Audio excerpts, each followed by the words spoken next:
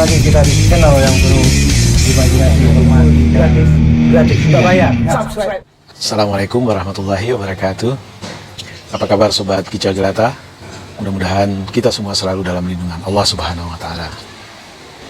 Pagi ini Bang Kica ada di Hotel Pullman Bogor, dan sambil menikmati secangkir kopi, Bang Kica ingin mengajak sobat jelata semua untuk berceloteh, berkicau soal berita yang pagi ini Bang Kica baca, yaitu hasil terakhir survei indikator tentang tingkat kepuasan publik terhadap pemerintahan Pak Jokowi.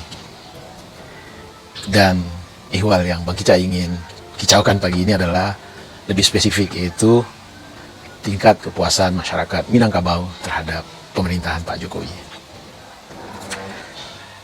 Survei indikator menggambarkan bahwa kepuasan publik Minangkabau terhadap Pak Jokowi itu hampir 100% tidak puas. Tidak puas terhadap kinerja Pak Jokowi. Tepatnya itu 97% lebih. Artinya apa? Kesimpulannya, masyarakat Minang tidak puas dengan kinerjanya Pak Jokowi. Bang Kica tidak terlalu kaget dengan hasil survei ini. Karena kalau kita lihat ke belakang, pada saat Pilpres 2014 dan dibandingkan dengan Pilpres 2019, ternyata perolehan suara Pak Jokowi di Minangkabau itu juga menurun dari yang tadinya hampir 30%, tetapi di Pilpres 2019 lebih kurang tinggal 15% yang memilih Pak Jokowi. Kenapa hal ini bisa terjadi? Sebenarnya kalau kita memahami karakter dari masyarakat Minang, tentu kita tidak perlu banyak bertanya. Karakter dari masyarakat Minang tersebut yang paling kental adalah nomor satu, rasional. Rasional artinya selalu menilai sesuatu berdasarkan akal sehat. Yang kedua, masyarakat Minang itu adalah masyarakat yang sangat egaliter, sehingga tidak ada yang namanya emosional dilibatkan dalam mempertimbangkan sesuatu yang sifatnya kepentingan publik. Egaliter di sini maksudnya adalah jangan berharap nama besar, jangan berharap ketokohan, jangan berharap katakanlah hal-hal yang sifatnya di luar rasionalitas akan mempengaruhi cara orang Minangkabau untuk mengambil keputusan. Sebagai jelata yang berbahagia, sekarang mari kita kaji kenapa orang Minang begitu tidak puasnya dengan kinerja Pak Jokowi. Tentu ada hal-hal yang menjadi dasar atau pertimbangan. Mari kita lihat tentang ukuran-ukuran yang nyata saja. Ukuran-ukuran yang secara umum itu menjadi hal yang sering dijadikan oleh publik yang terdidik untuk menilai kinerja seseorang, baik dalam level kecil maupun level besar seperti negara. Satu, soal pertumbuhan ekonomi. Kalau kita lihat selama 7 tahun rezimnya Pak Jokowi, pertumbuhan ekonomi dibanding dengan rezimnya Pak SBY, tentu kita harus mengukur dengan keadaan yang lama. Sebagai contoh misalnya, kita sakit-sakitan dan kita ingin hidup sehat. Lalu kita terapkan perilaku hidup sehat. Tentu kita membandingkan apakah kita lebih sehat setelah menerapkan perilaku dengan keadaan sebelumnya pada saat kita sakit-sakitan. Jadi gitu. Pertumbuhan ekonomi di zaman Pak SBY jauh lebih baik dibanding zamannya Pak Jokowi. Lalu kita lihat lagi ukuran lainnya. Katakanlah indeks demokrasi kita, faktual kita baca menurun.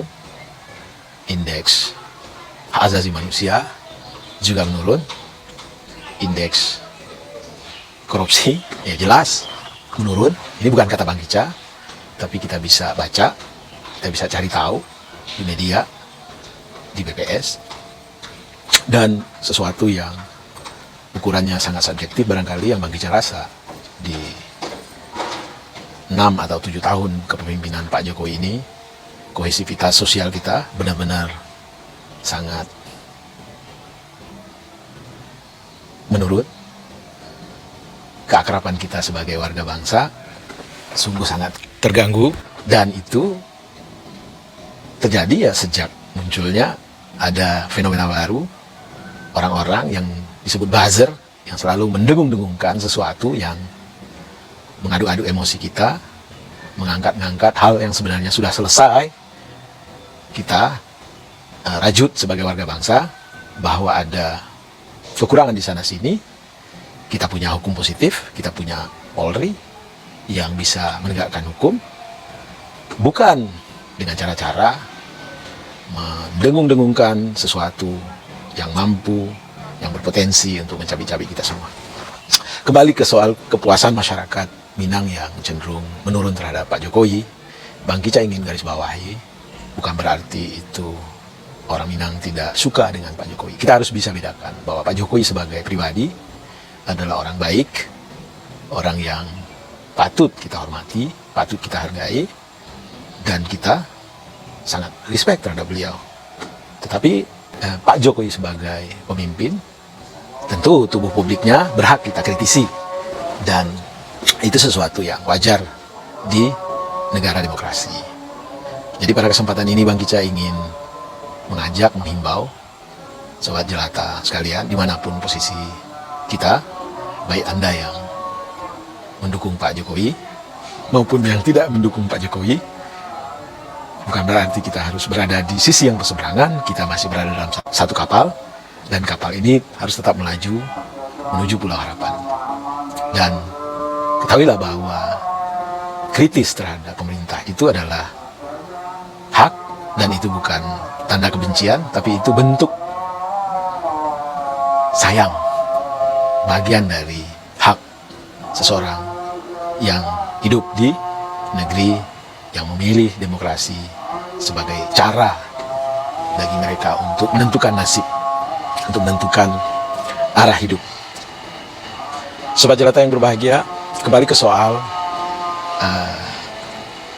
kalau masyarakat Minang itu rasional, apakah dengan memilih Pak Prabowo pada Pilpres, atau dengan banyaknya suara yang memilih Pak Prabowo pada Pilpres 2019, orang Minang menganggap bahwa Pak Prabowo lebih hebat, lebih mampu untuk membawa bangsa ini dibanding Pak Jokowi.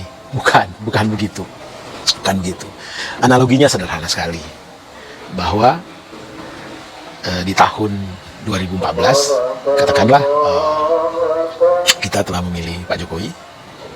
Kita bikin analogi bahwa kita pernah memakan satu buah, katakanlah buah mangga, yang tadinya kita anggap buah tersebut manis, enak, dan kita bersepakat untuk memakannya, baik yang setuju atau tidak setuju, tapi suara mayoritas menyatakan mangga inilah yang layak kita makan.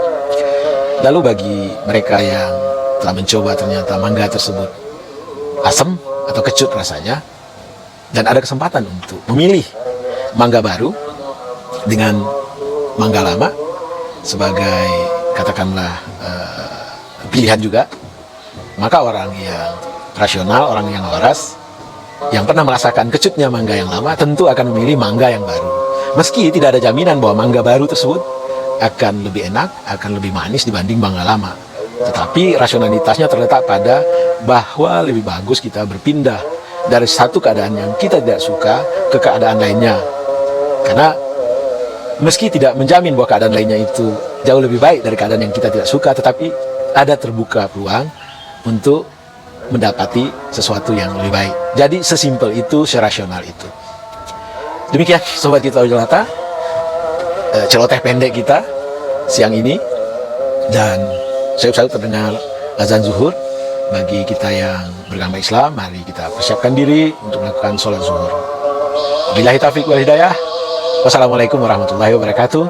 Salam sehat dan tetap bahagia.